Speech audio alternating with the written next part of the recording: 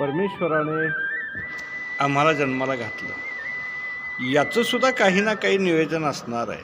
आपल्याला वाटत असेल की मी फक्त मजा करायला आलो आहे, असं नाही आहे. ते अनंत जन्मीचा प्रवास सहन करून आपण या मानवी देहामध्ये आलो आणि त्याच्या मागचा मूळ उद्देश एक आहे की ज्या परमात्म्याने ही सृष्टी निर्माण केलेली आहे, हे ब्रह्मांड ज्याने निर्माण केलेलं आहे, नव्हे तर आमचं फक्त मानवी जीवनाचं कृत्यार्थता त्याच्यामध्ये आहे की ती फक्त परमात्म्यानं ज्यानं सृष्टी निर्माण केली, ज्याने आम्हाला निर्माण केलेलं आहे त्याला जाणणं.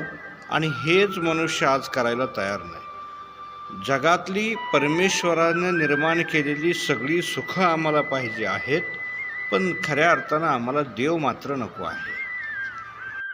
आपण अनेक संकल्पना देवाच्या बाबतीमध्ये करतो. खरं जर पाहिलं तर देव या जगात एकच आहे. आपण आपल्या मनाने, आपल्या बुद्धीनं त्या देवाला स्वरूप दिलेलं आहे. खरं तर जसं पाणी सर्वांसाठी एक आहे, हवा सर्वांसाठी एक आहे, धरती सर्वांसाठी एक आहे, तसं देवसुद्धा एकच आहे महाराज. पण आपण त्यांना वेगवेगळ्या रूपामध्ये पाहतोय. याच्याही पुढं जाऊन सांगायचं झालं तर ज्याने देवाचा पत्ता सांगितला, देवाच्या अस्तित्वाची जाणीव करून देण्याचा प्रयत्न केला, लोकांनी त्यालाच देव बनवलं. माऊली महाविष्णू श्रीमंत ज्ञानेश्वर महाराज असतील, जगद्गुरू तुकोबराय असतील, यांनी देव कसा आहे याचं वर्णन केलेलं आहे. पण आम्ही जगद्गुरू तुकोबरायांना देव करून टाकलं, माऊली महाविष्णू श्रीमंत ज्ञानोबरायांना देव केलं. मूळ अज्ञान तर देवाबद्दलच आहे.